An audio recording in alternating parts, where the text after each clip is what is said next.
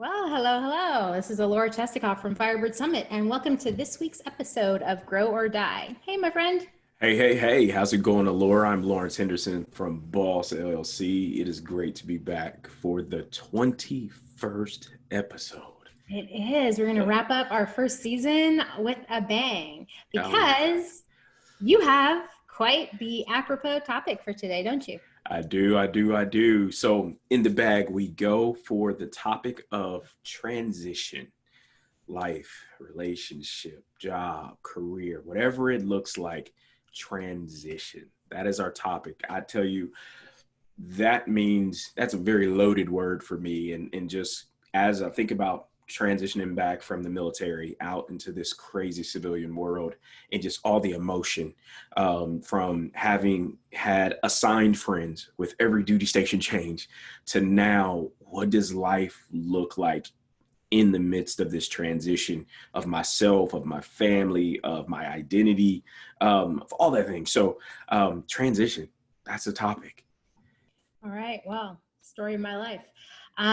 Okay. So that's so funny. So, this is, I like your point that this is super loaded, right? Because I think everybody has some areas where transition is, no biggie, and other areas that are like truly terrifying. And one of the things that always strikes me is how, for me personally, the things that other people kind of find freaky don't bother me. I'm the opposite, right? Whereas the things that they think are normal, like completely spook me. So right now I'm in the process of leaving Miami. I only got to Miami late last year. I am now moving while we're on a break between seasons. I'm going to be relocating. And when we reconnect, I will be in my new home in Western Colorado. This is I've moved now 6 times in the last 2 years, which, plenty of people think is like crazy. Like, and when I send out the note to my friends saying, hey, stuff's happened, things are going to change, I'm moving, I had so many people write back, and their reaction was, oh my God, I can't believe how I can't believe, like, it's either so crazy or it's so brave, or I envy how easily you do this. And it always strikes me as funny because for me, that's not a big scary transition. Like, to me, that's not a scary thing, right? The part for me that is scary is that, like, the boyfriend and I will be living together when we're done. Like, me giving up being like my single status in a way to like be like part of an actual, like, very, interdependent couple in a way, like, that's a scary ass transition for me, like truly terrifying. Picking up and moving halfway across the country in 2 weeks, yeah, that's actually kind of an interesting challenge. I'm actually more entertained about, managing the logistics of that. So I think what's really important when you start looking at the question of transition is trying to separate out some shoulds, right? Because I think there's so many places where so much of what we do, or so much of how we see ourselves in our environment, is either based on shoulds or it's based on our reaction to shoulds. Sometimes it's a backlash, but whatever it is, right? There's a lot of should crap that we ingest. And there's a lot, I think, that we are kind of comfortable with, right? There's stuff that, you and your wife have been together for, 16 years? Yeah, 16. Right. So, like, that was not a transition that, you were adverse to, No. however difficult it may have been. Whereas your transition from going from the military back to civilian life was probably a lot more jarring in a lot of ways It was. than getting married. Mhm. Right. And so I think understanding the places that, and again, we're always back to self-awareness and really, getting into your own shit, really, is super important. Because while other people might think, oh, hey, God, I can't believe Laura picks up and, before Miami, she was living in Colombia. Before Colombia, she was living in Mexico. And before Mexico, she was living in Texas. And before Texas, she was living in New York. Like, people think that's like crazy dramatic. That doesn't faze me the way other things do. And I think for me, the hardest thing has been recognizing that, okay, so I don't fit in other people's box. That's pretty well established. But it's also then figuring out how not to judge that. Because you know what? The things that are hard and scary are hard and scary. And if for some people that's picking up and moving across the country in 2 weeks, that's fair and fine. And there are plenty of reasons that they shouldn't feel like they need to judge themselves for that. And for other people, if it's, oh, hey, great, I've been living alone for a really long time. I'll be giving that one up. That just happens to be mine. But you have to kind of understand where your comfort zone is, so that the places where transition happens that make you more anxious are clearer and you're better prepared to recognize them. I think I had so many people, right? We take the job conversation, right? So many people that I know have either lost their jobs or they're watching they feel like they're standing on the train tracks with the train coming right at them right now, right? Mm-hmm. I have several friends who've reached out to me that I worked with in my early career, especially, who've been like, okay, my job is evaporating. I see the writing on the wall. It's going. It's not going to be around much longer. I need your help. Or I lost my job, or my job has gotten so toxic because of everything that's happened recently that I have to jump before I just, go postal somewhere. And so those transitions, I think, again, that one was never a big one for me because I did move jobs enough. It wasn't a big deal. But I got to say, out of actually the 3 people in particular that have come to me in the past couple weeks, they've been at their jobs for like a decade plus, and they are not people who like that transition. They have been very comfortable. And so it has been very, very difficult for them to come out and say, okay, I guess I have to, step out of this comfort zone. And I think for me, those are the 2 biggest places, right? One, understanding where transition in my life is fine and I can roll with it, and which areas of my life it causes anxiety or stress or tension. And then not judging that, like being okay with the fact that everybody has things that they're okay with and other things that they're not. And there's no should there, right? There's no reason that it should or needs to be one or the other, but you gotta not, as we say, not shit all over yourself to be able to get through the stuff that does. Yeah. And I liken it to, and I like definitely your point about there being the 2 kind of paradigms that you're trying to process. And I'm looking back at it, moving was easy. The Army moved us every 2 years. If I wasn't deployed, we were moving, and it was like clockwork. And even my wife, again, with relationship, it wasn't hard for us to meet new people at every place. Like I said, they were already there. We just had to extend ourselves. So that wasn't hard, but it was the biggest part for me when transitioning from military, and anybody who is transitioning from a career more than anything, the emotion connected to the perceived identity connection is what really is jarring for a lot of people. Is that, and that's why I say, as a coach, I coach people, I don't coach position descriptions. And so any corporate clients I have, I am not trying to coach that person in that role. I'm coaching the person who does a thing for you. And so as you talk to sponsors, as you talk to other people, and as I talk to people as clients, I ask them, where's your identity? Have you identified the person of you? And have you been able to have that awareness around what comes up for you when moments of anxiety happen? What are the events? What are the circumstances? Because again, as we talk about transition, right? Most human beings on planet Earth assume that we're pretty good with innovation and flexibility, but we're really not. We're really not good with it, right? And I love the Rogers bell curve of adoption, right? And you have the innovators and the early adopters, yeah, and you got all this stuff, right? Exactly, yeah. Right, but where are you as it pertains to transition, right? If you had to look at that curve, where are you really? And I think for a lot of people, it's not until it happens to you that your true identity is identified. And that anxiety and that realization, like, oh man, I was a laggard this whole time. Not that it's bad. It's just like, you're a wait and see. You're like, this is the role I took. And because the Army moved us so often, like you said, we compartmentalize transition. And so moving, like my wife was like, what if we got to move to another house? I'm like, what if we do? Whatever. It's just a location where we sleep. It's not a big deal. And she's like, yeah, you're right. That's not a thing for us. But things like identity of roles, identity of different things, that is anxiety filled for her. Because as an educator. So you actually are touching on something I think is super important. I could actually buy the argument, and I would need to think through it a little bit more, but I could buy the argument that the real hang up for people around most transitions is around the idea that an externally forced transition is colliding with some part of their recognized identity. So as you were talking through that, what I was hearing was, first of all, you and your wife identify as a couple. So you guys do stuff together, right? You're not, you guys, that is not in conflict. So part of your identity is as a husband, and your identity collectively is as a couple. So if that means that as a couple, you got to pick up and move every couple of years,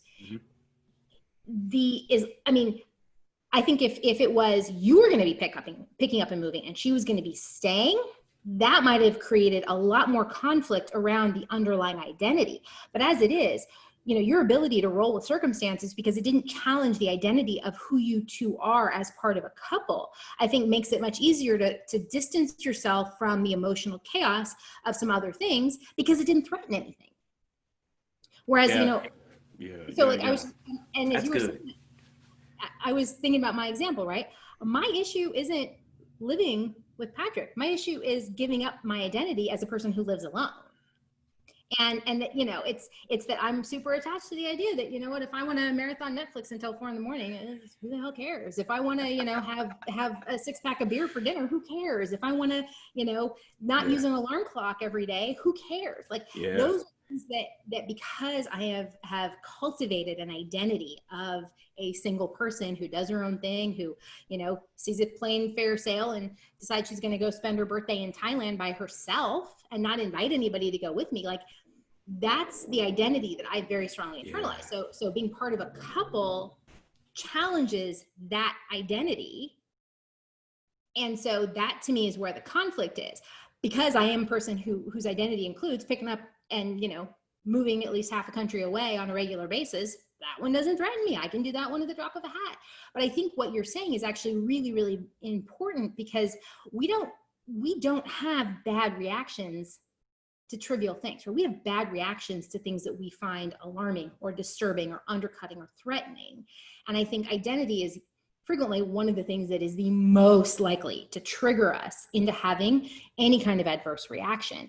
And the truth is, when you're talking about a transition, especially one that you didn't choose, I would say it is probably not an unrealistic argument to make that more often than not, the resistance has to do with the challenge that poses to us in our identity. Wow.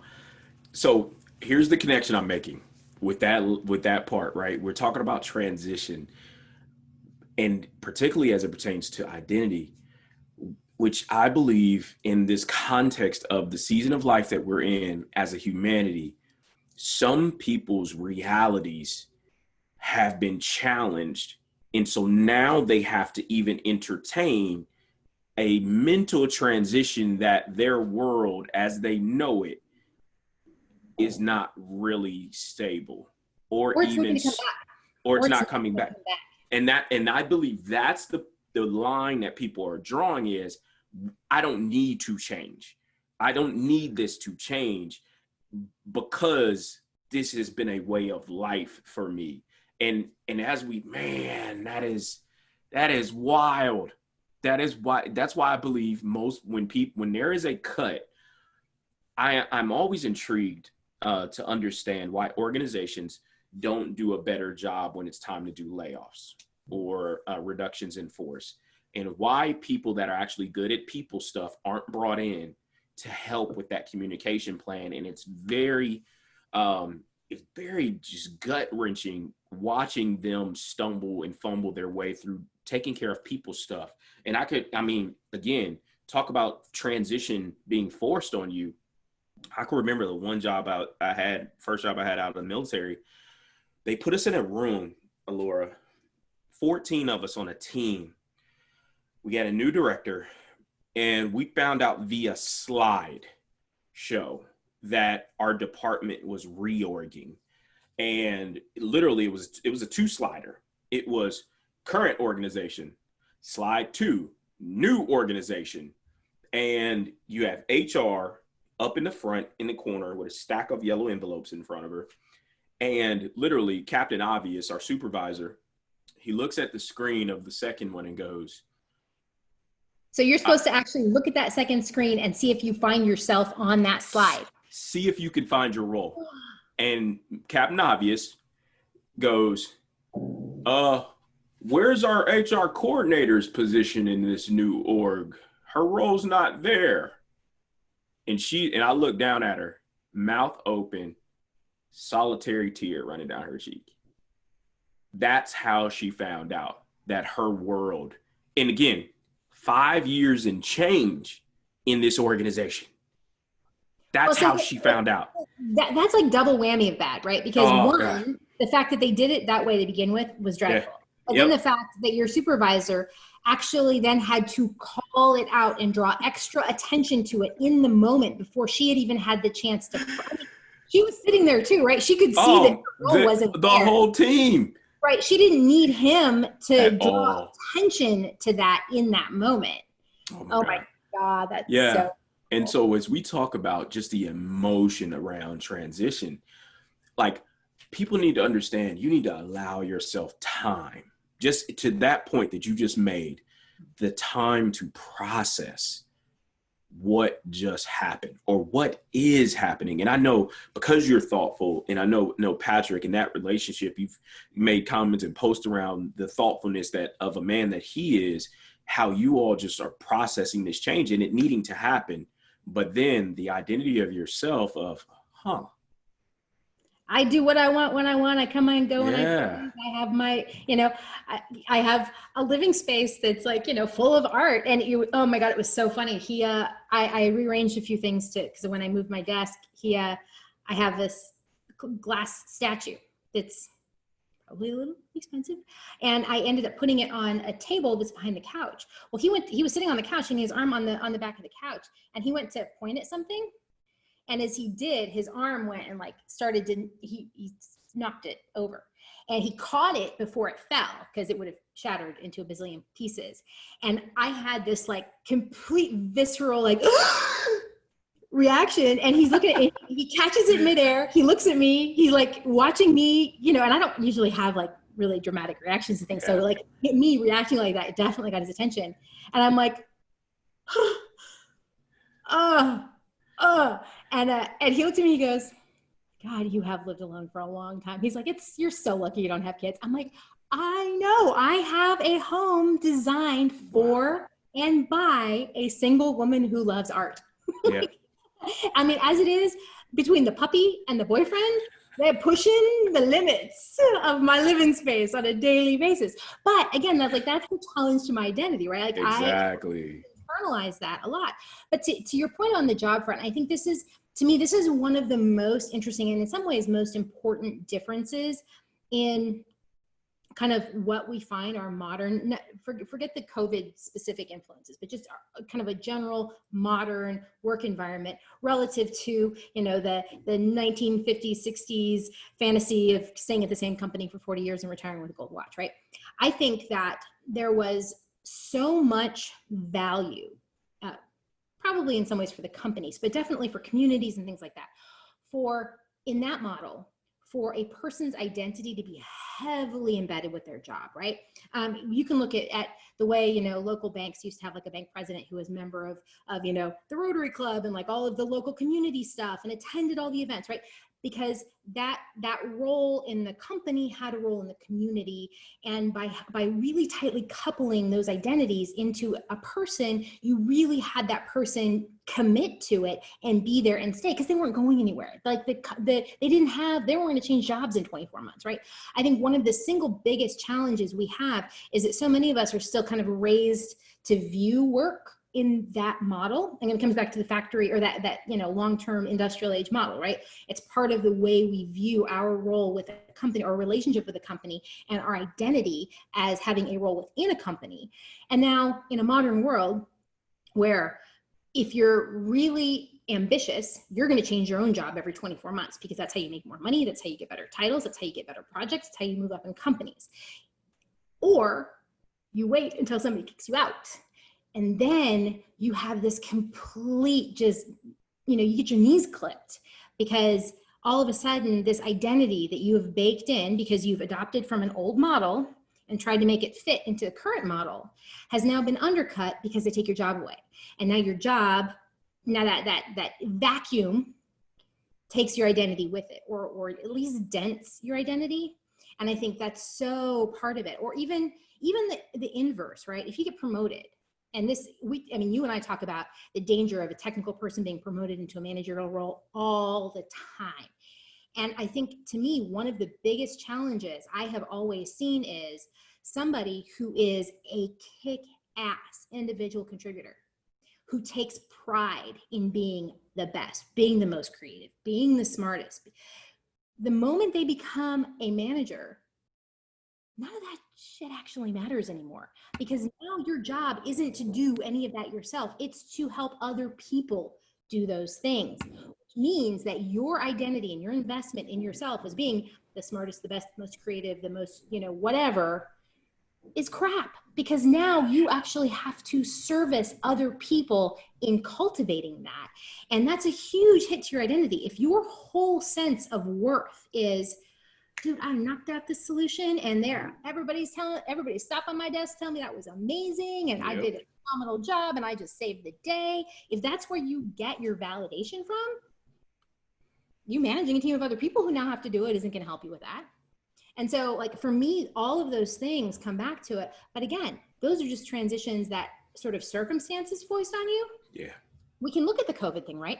How many people, I mean, one of the things that's breaking my heart most about where we're at right now is all of these small businesses that thought they could limp along, they could get the PPP and then get to a point where they could recover. Now that the second, now that this explosion, we're not even to the second wave yet, but now that this explosion has happened, I mean, small businesses are just dropping like flies. And so you have these people whose whole identity has been around being an entrepreneur or being self-employed or this business that they've built.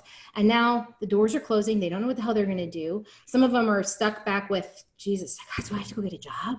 And never mind that, oh my God, can I even find a job right now? That's a whole other question. But just the idea of, I view, my dad is the perfect example. My dad is like genetically incapable of working for another human. He cannot do it. He's like he's like third generation entrepreneur. Like, he cannot work for other people. Like, it just chafes against every strain of his DNA. Yeah. And so, when I actually was telling him that we were moving to Colorado because Patrick got a job, my dad's first reaction was, well, what about your businesses? Like, from my dad's perspective, like, the idea of giving up being self-employed to go take a job. And the thing is, Patrick and I are much more opportunistic about this, right? Both of us have moved back and forth over time. But again, because that's not a transition. Like, my identity is not overly invested in that transition. Exactly.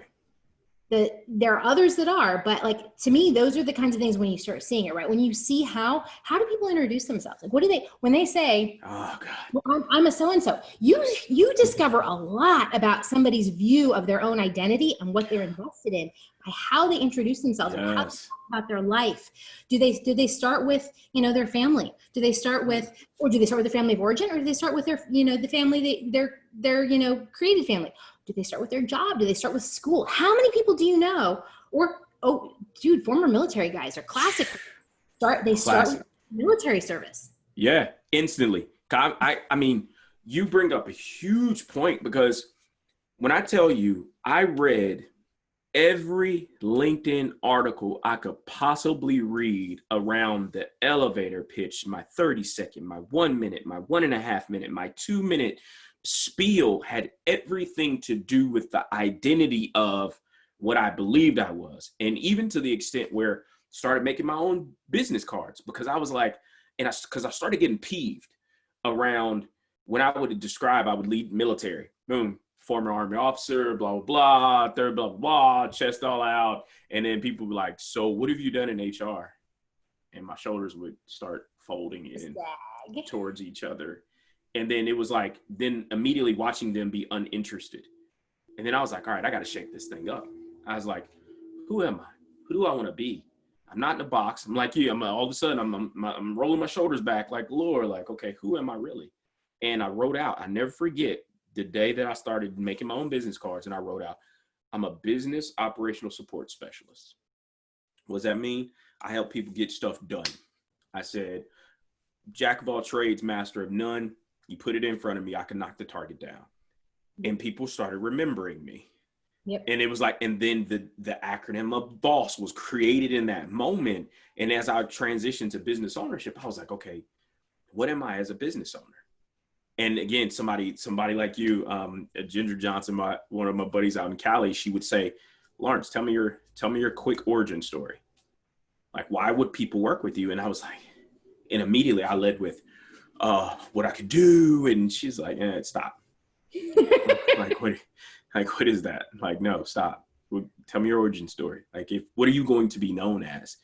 And I was like, I'm an organizational development guy. And it was like, and they were like, oh, so what's that? I help people get unstuck. There you go. Which is a great thing to say, right? I help people get unstuck. Yeah, I help people get unstuck. That's it. Which and then we can have this conversation. Which is way more meaningful to most individuals, and it's more memorable, right? Yeah, exactly. Development, like, okay, well, that's fine. If you know what OD is, you exactly. care. Exactly. But again, if you know and you care, you probably already know like 5 others at least who also do it. In which case, exactly. But to be able to say, I help people get unstuck. All right, well, that I get. Yep. No, and I love this concept, that particularly when we start talking about identity, because again, you took a sledgehammer to a nail as you start talking about this season of life and COVID and just so many. I did a talk last year about the number of small businesses over the past 5 years that were created. And almost annually, in the US, almost 1 million new small businesses started. Over half of the working population was small business. It's now down to 44%. It's dropping. This is one of the things actually about COVID that really scares and breaks my heart is that we were already in a really dangerous economic transition where big businesses were taking over more and more market share and starting out smaller businesses. I think COVID is really going to accelerate that process, and we're going to see a big difference. And I think especially, small towns that still have very thriving local, reasonably self-contained economies in a lot of ways are going to feel it first. But I think, when I first lived in New York City when I was in college, I was at NYU and I lived on Union Square. And at the time that was mid 90s, 95. And, lots of empty warehouses, right? The gentrification hadn't really kicked in Union Square yet. There was a lot of stuff that had been former big warehouse spaces that were abandoned. It was, at night walking home alone from the computer lab, not always my safest, scenario. When I moved back to New York 10 years later, those are all big box stores. They're all big box stores. It's completely just, and you can't have, and there's no restaurant there where you can have dinner for 2 people for less than, $200. Like that's what it became. And unfortunately, that is, I think, a big part of what we're seeing happen in other places. But to be fair, I think if we go back to transition, this might actually be a really great view of it, because that's going to have macro transition implications, right? I mean, we can talk about transition at an individual level and how your career goes or what happens in your family, or whether you pick up and move across the country in 2 weeks, whatever. Like those kinds of transitions are important on a daily basis. But we have bigger societal, political, socioeconomic transitions that again force change on us that we would not have necessarily ever chosen, and that we don't necessarily like, but we still have to ride them out, right? I mean, it's the permanent game of who moved my cheese. You don't get to just decide that you're not Love it. Exactly. You don't get to just decide, oh, hey, no, I was gonna sit over here and I'm gonna wait for everything to go back to the way it was, right? I mean, to me, that's what everybody, anytime anybody says, let's get back to normal after COVID, that's what I hear in my head is who moved my cheese. Like that's, I'm like, oh my God, stop. But the truth is, like, if we were to look at, how do we as individuals handle macro transitions, big socioeconomic, political transitions, large things that are enormously important. And to me, I think this is a very interesting, an interesting point to think about for us, because I think some of it does definitely come back to values, which we've obviously spent a lot of time talking about. But I think the other side of it is, when you watch, I think watching conservative white reactions to Black Lives Matter is probably a great example, right? Because again, what is happening in this macro transition that is threatening my identity?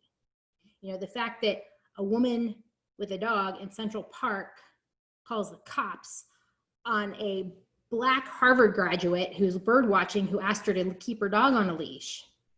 Like, that was one of the most like sort of iconic examples of super frail identity reacting badly in a moment, right? I mean, like it was sort of so disgustingly egregious. Yeah. I mean, death and murder and like that's extremely bad too, but I think people can dismiss a lot of that as just like an extreme problem, right? I think for me, the reason that stupid ass Central Park case is meaningful is because that's like an individual personal, like that's like on a daily basis, you can go out to any city and you can see that kind of, you know, and that I wouldn't call that a microaggression at all, but like not at all.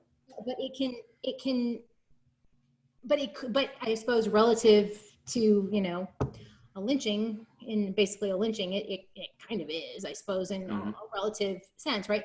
But the thing is, that's something very personal, right? You can't, that one I think to me is harder to otherize, right? I don't carry a gun. So the idea that, you know, a bunch of, you know, my white friends are going to kill a Black jogger running through the neighborhood, that's too foreign to me. There's too much distance between my reality and that for me to necessarily say, oh God, I have an actual, like I know people, like I don't know anybody who, I do not knowingly associate with anybody that I would ever imagine would do that. However, that case in Central Park for me is a little bit more interesting because thinking about it, I'm like, that, first of all, that was shitty. Yeah. Secondly, I actually might know, I can think of a few people that I might actually know who might be inclined to do something like that. Like it's smaller, which almost makes it more egregious because it makes it easier to overlook and it makes it easier to kind of whitewash. No pun intended. But when you start looking at how like how this broader transition, right? Black Lives Matter, trans lives, the political momentum around it, and you watch the backlash to it, that backlash is about an identity feeling threatened. Yeah. And that's why, in a couple of episodes ago, we talked about, and you asked me about, you know, being the preacher's son and, you know, really the discussion around race, but the value of love and the value of grace in these moments, and what does it look like to be modeled, to be acted out. And I believe in these moments, particularly around the transition and the question of identity, is it being taken from me, and the weaponizing of the damsel in distress or the Emmett Till type of scenario in that moment in Central Park, put on display the microaggressions or the systematic brainwashing of certain parts of society to be able to say, my privilege allows me to be able to do that with no repercussions. And for the first time, for some people, they either for the first time had to acknowledge it, or it was their actual first time seeing a mirror image of something. Again, I think seeing it in a way that was not, I mean, you know, for as horrible as police brutality is, it's very easy in a lot of ways for, I think, the average person to sort of otherize the police, right? They're more removed. Walking a dog in a park there's not a lot of other in that, right? That's much closer to kind of our normal day-to-day reality for most of us. And so I think seeing that and especially seeing how kind of like just blatantly like ridiculous her accusation was, I think it was just sort of startling in that regard. But again, there is, but what I like about this example is that how fragile does her identity have to be to feel threatened by a guy asking her to keep her damn dog on a leash? I'm a dog owner and I like letting my dog off the leash, but seriously, like, you live in a city. you live in a city, you live in New York City, like honestly, like what the hell? So for me, the question of, transition and navigating transition, again, there are all kinds, we handle some better than others. But I think the more I think about this and the more we kind of go through the different sort of modes of it, yeah, I think the thing that I keep coming back to is that the places where it's the hardest and where we might struggle for the most grace is when that transition, especially if we didn't choose it, imposes some kind of resistance against our own definition of our identity. I like it. I like it. Yeah. Another question is, what do you do about that? Um, I think it comes to a point of how do you begin to work the muscle of calling it when you see it or when you encounter it. And again, we go back to awareness. How willing are you to call yourself out on it? How and willing, language and language, right? Like definitely language, right? And you can't fix something if you can't identify what it exactly, is. Identifying exactly. it, words around Yep. what it is. Yeah. And again, understanding that as you're beginning to work on it for the first time, to believe you're going to have the perfect word, you're not. Just begin to name it.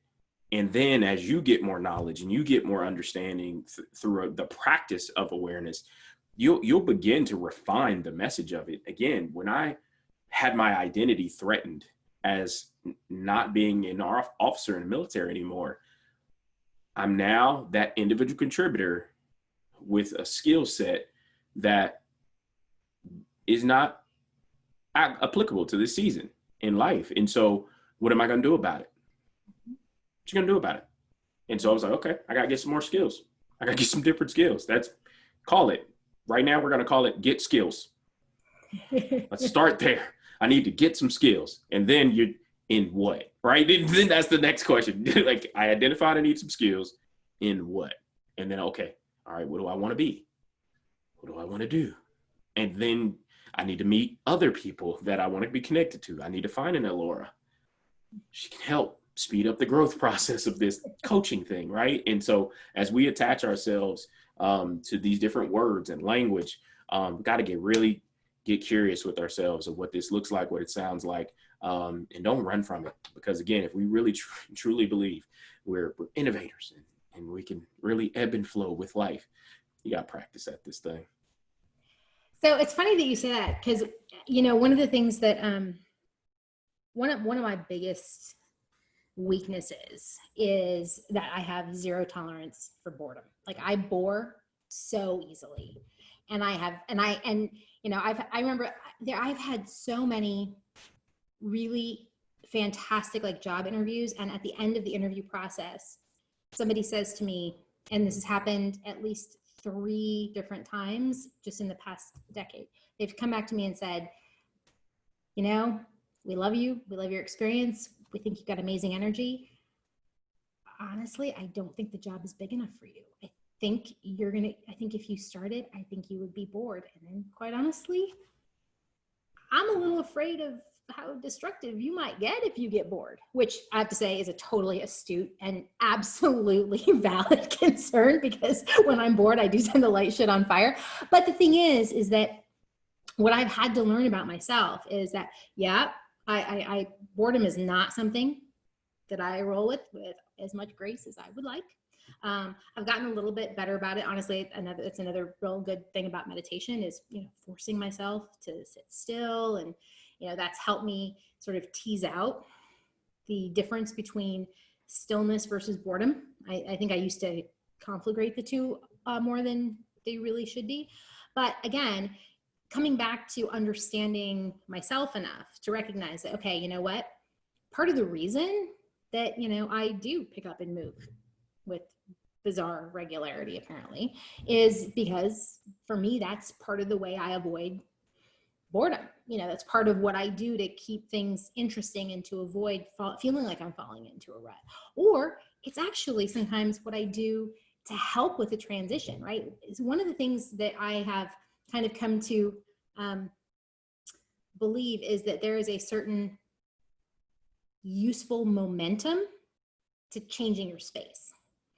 And so sometimes if I know I'm making a big transition, I tend to actually do it between jobs a lot. Is it new job, new place to live? Even if I'm in the same city, even if I don't need to move for commute reasons or anything like that, but just, I always, in fact, it's funny, I routinely change my phone. My phone number, not just my phone, but like, people, I have friends who like have had the same phone number for like 15 years at this point. And like, when I leave a job, a lot of times I'll get a new phone number. I'm done. I wipe my phone, get rid of it, get a new one, start over. And I've had a lot of people ask about that. I'm like, you know what? For me, that's helpful momentum for making a change. It prevents me from falling back onto old habits. It prevents me from, getting lazy or having, a lonely night and messaging somebody maybe I shouldn't be, communicating with anymore. Like all kinds of things that, like, for me, there's real value. And I've come to really appreciate the value of changing my circumstances to help buffer the realities of some of the difficulties that come with big transitions. But, not everybody's necessarily in a position to do that or wants to. And so for me, I think, again, it's useful to understand where your strengths and weaknesses are, because without that, otherwise you're just shooting in the dark, right? I mean, how many people have made assumptions about, you grew up in Ohio and now you live in Georgia. Like, how many people have been like, oh, wow, is that a hard transition? Well, you were in the military. You probably lived all over the South. Is Georgia really any harder than anywhere else? Like, oh. I mean, other than the humidity. Yeah, that's one thing I know you're not going to miss. Oh, no, I'm actually so excited. The puppy and I were just out for a walk, and on the way back in, both of our tongues were dragging. I kept thinking to myself, oh, the high desert, we're coming. Gotta love it. But no, I mean, I think that's really kind of important when it comes down to it, right? Transitions, and maybe part of it is too, so changing the language around transition. I think, we can really attach a lot of baggage. Any word, but I think that one definitely can have a lot. I think ultimately, stuff evolves, like it just evolves. And you would never, most rational people don't decide or that it's reasonable to, put the brakes on evolution. That happens at a societal level. It happens at an individual level. So, what if, new chapter means that we are doing something else? Means I have to adapt to do that as well. So, I think, there are a lot of different ways to come at this, but the truth is, I think that,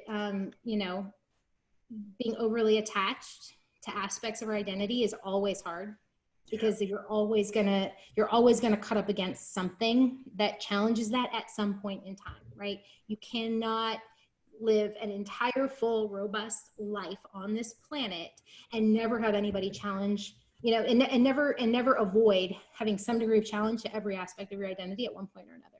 Yeah. That's how things work. Yeah. So I think, being willing to recognize that, all of us have aspects of our identity that feel more fragile and that we feel more protective of, which again is okay. You can't judge, you don't want to judge that, but you want to acknowledge it, because feeling that way will often inspire behavior that you might not want to be putting out in the world. Yeah, I tell you, it's I love talking about this, and particularly with coaches and people, and again, just to see the framework of which you've lived your life, and I love the coaches who, I have prescriptions and I have formulas that I use, and you go ahead and you can keep that formula because you look great. Like, no, just allow things to happen. A formula might make a great TED Talk, but that doesn't necessarily help your clients at all. And it's funny talking to people who are, again, on this journey of what is coaching and why is coaching. It's like, look, at the end of the day, the first person you get the opportunity to practice with is yourself.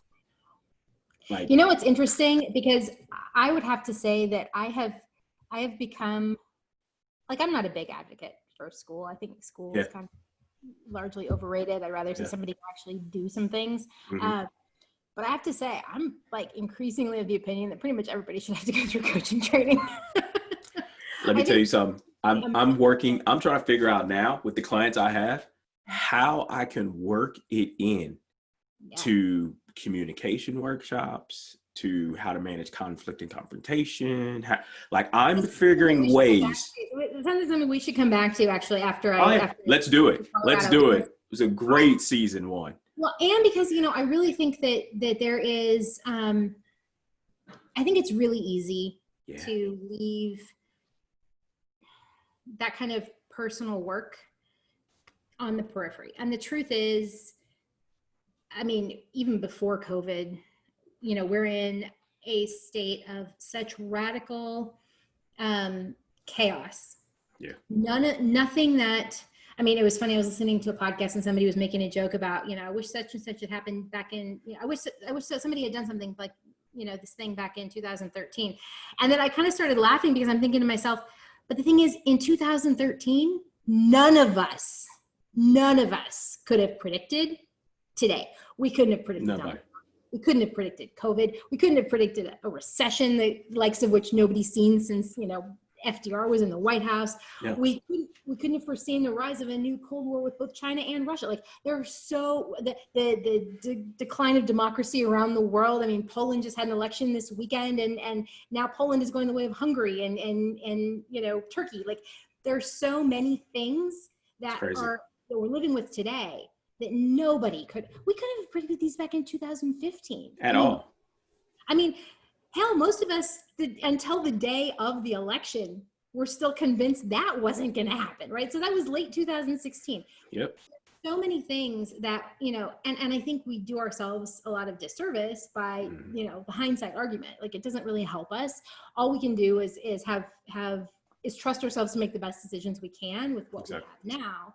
But the truth is, between the technology functions of acceleration of change, between the social implications that go with that, there are so many places where it doesn't really serve us to not dig in and do our own work just to deal with the crazy shit that's going to come at us. It doesn't even have to be about excelling. It's kind of sort of turns into a question of just surviving, the avalanche that keep falling on our heads. Exactly. Yeah, you just gotta get in and live this thing. It's a contact sport. Really, and I think to me that's actually, and I love that phrase because I think that sort of explains so much. Yeah. It is a contact sport, and I don't care how quickly you can tap dance, you're not going to dance, you're not going to slide through raindrops all the time. Not at all. Stuff is still going to land on you. You're still going to have to figure out how to get yourself up off the mat. Yep. And move on to the next thing. So yes, I think that the training that coaches get put through, that having to ask really hard questions, that having to really dig into your biases, having to dig into where you're judgmental, having to dig into your own issues around shame, having to deal with your own gremlins, all of those things. I think, God, can you imagine the kind of world we lived in if everybody had to spend at least some time on that? Oh man. Yeah. They would be more emotionally informed. Well, and I think we would be more fundamentally inclined towards empathy. I think so. Far less, knee-jerk reaction to other people. There's so many things about that. But I think it would also make it much easier to have a conversation around, guys, hey, look, the economy's in the toilet. We don't know when we're going to be able to reopen. We're going to have to lay people off. So let's have a real conversation about this instead of being a dumbass who puts a slide up on the wall and just, miraculously makes people's walls disappear. Yeah, man. Yeah, we got some stuff to unpack. We do. After you unpack. After I unpack, exactly.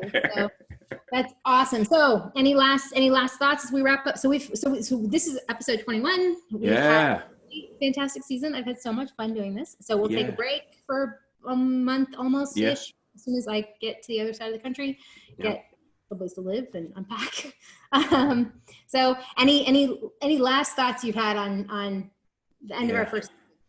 End of our first season, just to anybody out there that's listening, watching, just do it. Old Nike slogan. If you desire to jump out, do it, but have some fun and do it with someone else.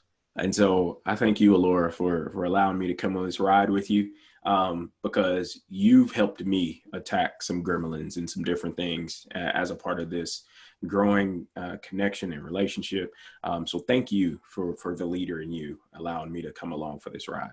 Well, thank you. I wouldn't have done this without you. And I'm very grateful to this. This is, aside from being a lot of fun, it's also really, you know, again, my fixation with language. It's really easy, I think, to think yourself into circles.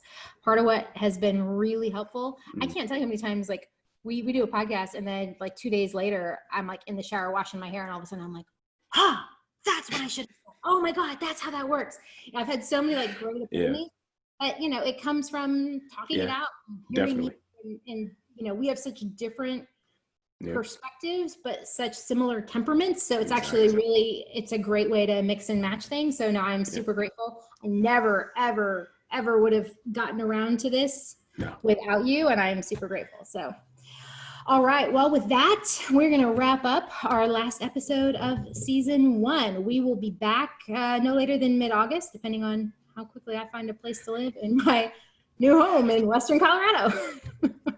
Be safe. We'll see you soon. Thank you. Take care, my friend. All right. Bye. Bye-bye.